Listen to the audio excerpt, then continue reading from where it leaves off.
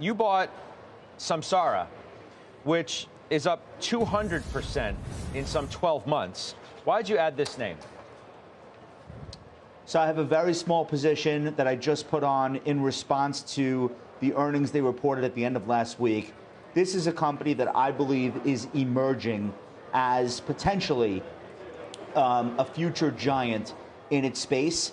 And one of the things that I love about the company is that even though it had a huge move up on earnings last week, almost nobody knows that it even exists. It's got a ticker symbol that's a little wonky. It's IoT, which stands for the Internet of Things, which sounds nothing like Samsara. And it also came public at the exact worst time. Came public, I think, in December of 2021. And so spent 2 years basically as a not profitable enough tech company that nobody wanted anything to do with. That is now changing. This is the company that I think is in prime position to really be the Internet of Things play. If you think about physical assets, so take an airline, for example, of which Samsara has 2 very large airline customers.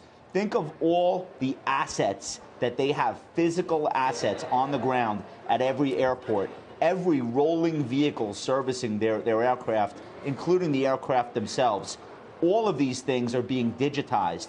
They have cameras, they have telematics, there is security. The more a company knows what's going on with its physical assets, the more efficient and profitable that company can be, the more nimble they can be with the use of their stuff. So that's what Samsara sells.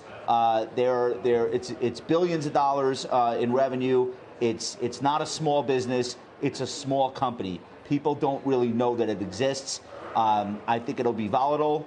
I don't think it goes straight up from here, so I bought a small position just to make sure I'm in the name. Interestingly, Judge, Mark Andreessen is on the board of directors here. They were early investors. There's a lot of smart Silicon Valley money here, but it's not an internet business. It's not a social network. It is a very physical business, and physical assets represent about 40% of global GDP.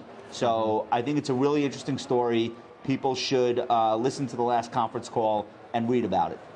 So the other move that you made is you trimmed Uber, which has been on a remarkable run, just added to the S&P 500. Tell me about that move right now. Yeah, I had to take 10% off of my position, but the other 90% I think I'm going to keep for the long haul.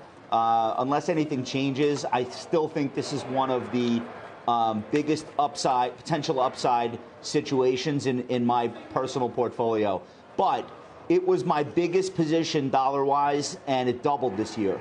So I have to be prudent. I have to be responsible. I can't just let the whole thing ride.